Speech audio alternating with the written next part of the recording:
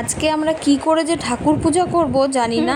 দেখো ঠাকুরের সামনে কতটা জল হয়েছে আর ঠাকুরের বাসনগুলো কি করে জলে ভাসছে একবার দেখো। সারা ঘর জলে ভরা। আমরা ভাবতেই পারিনি বৃষ্টিতে ঘরে যে জল ঢুকে যাবে, এটা ভাবতেই পারিনি, সত্যি কথা বলছি। দেখো সকালবেলা বিছানা থেকে পা নামাতেই দেখি এত জল, আর খাটের নিচে যা সমস্ত জিনিস ছিল সব ভাসছে। তো মাথায় তো হাত পড়ে গেছে, যা জিনিস ছিল খাটের নিচে সমস্ত ভিজে একদম শেষ। বিছানার ওপরে এই দেখো আমার বাকি ঘুম থেকে উঠে পড়েছে ও। এখন তো জল এত হয়ে গেছে, ও নামলেই তো এখন ঝাপাঝাপি শুরু করে দিবে জলের মধ্যে, তাই ওকে বিছানাতেই বসিয়ে রেখেছি। এখনও মুখ ধোয়নি, মুখ ধুয়ে আমাদের বাড়িতে সব ঘরে জলে থই থই করছে। দেখো সব ঘরের ভেতরই জল ঢুকে গেছে, মানে কোথাও একটু শুকনো জায়গা নেই যে যেখানে দাঁড়ানো যাবে। পা দেওয়ার সাথে সাথে সব জল, কত জল। আসলে কাল রাতে এত বৃষ্টি হয়েছে, মানে আমরা বুঝতেই পারিনি এত বৃষ্টিতে এরকম ঘরে জল ঢুকে গেছে। ঠাকুরের সমস্ত বাসন জলে ভাসছে।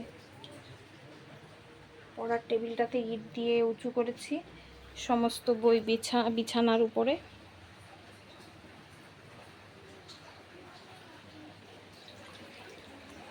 দেখো আমার গোপাল এখনো ওঠেনি, এত জল ঘরের ভেতরে, কি করে যে গোপালকে কোথায় বসাবো।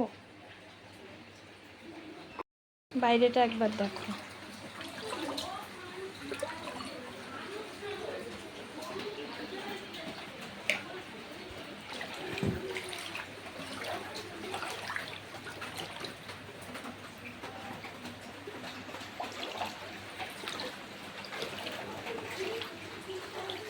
জলেই দেখো।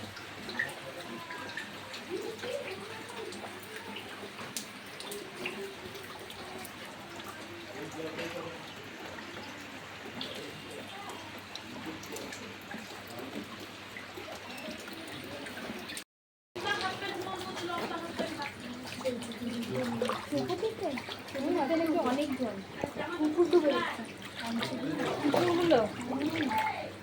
ওরাই বা কোথায় যাবে এত জলের মধ্যে।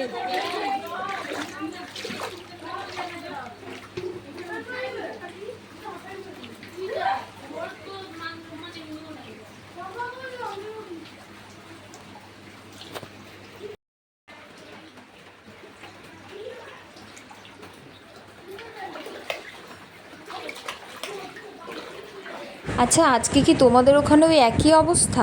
তোমাদের কাদের ওখানে এরকম জল হয়েছে বাড়ির সামনে বা রাস্তায় বা ঘরে কাদের জল ঢুকেছে একবার জানিও কিন্তু আমাকে।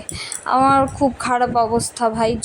বাইরে জল থাকলেও কোনো তবুও এতটা অসুবিধা হয় না, ঘরের ভেতরে জল ঢুকে গেলে কতটা খারাপ অবস্থা হয় একবার ভাবো তো। আর এই সমস্ত জিনিস যে ভিজে গেছে, এগুলো কি করে যে কি করব, আর কতদিন যে বৃষ্টি থাকবে।